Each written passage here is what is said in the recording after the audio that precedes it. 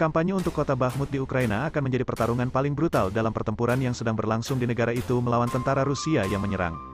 Foto-foto garis depan yang diposting minggu ini oleh pemerintah Ukraina dan lainnya mengungkapkan tentara berjongkok di lanskap suram dan hangus yang mengingatkan pada ladang pembantaian Perang Dunia I yang terlihat di seluruh Eropa ketika bekas kota berpenduduk 70.000 telah menjadi puing-puing di bawah rentetan artileri Rusia, api.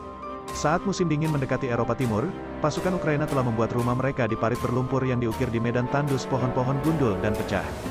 Video kota menunjukkan komunitas yang hancur, jalan-jalan penuh dengan lumpur dan puing-puing dengan latar belakang bangunan yang terbakar dan jendela yang pecah. Dan di parit itu sendiri, tentara tetap dalam kondisi sempit dan menyedihkan, dengan foto-foto dari Kementerian Pertahanan Ukraina yang menggambarkan pasukan infanteri bekerja keras melewati beberapa inci air dalam kondisi cuaca yang semakin tidak bersahabat. Pertempuran untuk Bakhmut tetap menjadi permainan meteran, jika tidak inci, dengan kedua belah pihak tidak dapat bergerak melawan risiko kematian yang hampir pasti karena kurangnya perlindungan.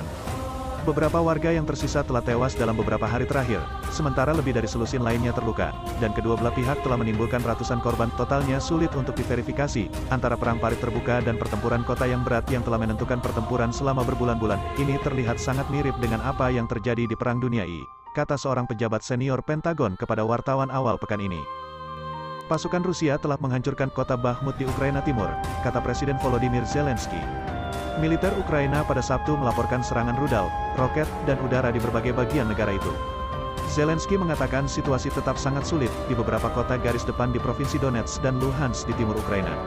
Pasukan Rusia telah mengubah kota Bakhmut di Ukraina Timur menjadi reruntuhan, kata Presiden Volodymyr Zelensky, sementara militer Ukraina pada hari Sabtu melaporkan serangan rudal, roket, dan udara di berbagai bagian negara yang coba ditaklukkan Moskow setelah berbulan-bulan melakukan perlawanan.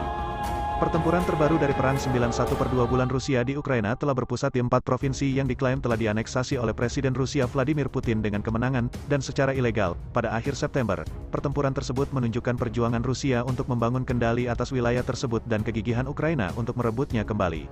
Zelensky mengatakan situasi tetap sangat sulit di beberapa kota garis depan di Provinsi Donetsk dan Luhansk di timur Ukraina. Bersama-sama, provinsi-provinsi tersebut membentuk Donbas, kawasan industri luas yang berbatasan dengan Rusia yang diidentifikasi Putin sebagai fokus sejak awal perang dan tempat separatis yang didukung Moskow bertempur sejak 2014.